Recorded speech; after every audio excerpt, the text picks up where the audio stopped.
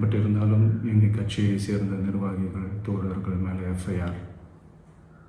அது மட்டும் இல்லை, சோஷியல் மீடியாவை சேர்ந்த நண்பர்கள் தோழர்கள் அவங்க மேலே எஃப்ஐஆர்லாம் போட்டு இப்போ பிடிச்சிக்கிட்டு இருக்கிறாங்க.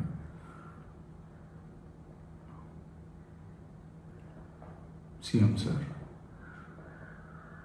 உங்களுக்கு ஏதாவது இந்த பழி வாங்கணும் அப்படின்ற எண்ணம் ஏதாவது இருந்துச்சுன்னா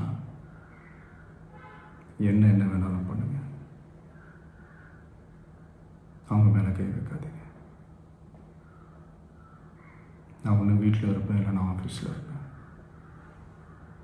என்ன வேணாலும் செய்யுங்க. நண்பர்களே, தோழர்களே, நம்மளுடைய அரசியல் பயணம் இன்னும் ஸ்ட்ராங்காக, இன்னும் தைரியத்தோடு கண்டினியூ ஆகும்.